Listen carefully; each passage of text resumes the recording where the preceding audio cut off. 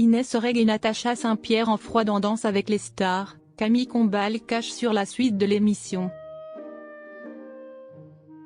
Depuis le 21 mars 2024, Inès Reg et Natacha Saint-Pierre sont au cœur de l'actualité, suite à une altercation qui a éclaté entre elles lors des premières répétitions de la 13e saison de Danse avec les stars. Alors que les candidates ont chacune donné leur version des faits, ce mardi 26 mars, Camille Combal a fait des confidences cash sur la suite de l'émission.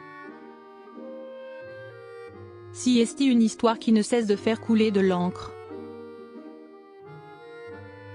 Le 21 mars, Le Parisien a révélé qu'une vive altercation entre Natacha Saint-Pierre et Inès Reg a éclaté lors des premières répétitions de la 13e saison de Danse avec les stars, à la fin du mois de janvier.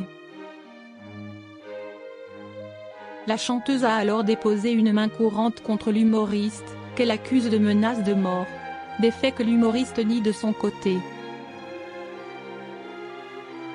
Le 25 mars, en larmes, la comédienne a alors donné sa version de l'histoire sur son compte Instagram.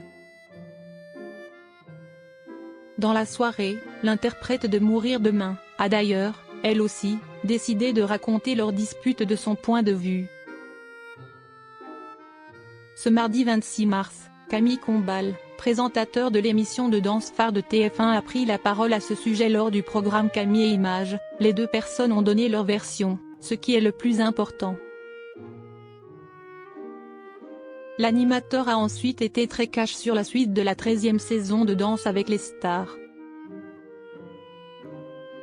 Maintenant, le but, si est que Danse avec les stars devienne un divertissement, les événements sont clos maintenant et l'émission va pouvoir reprendre son cours. Inès Reg et Natacha Saint-Pierre en froid dans Danse avec les stars, Christophe Licata prend la parole.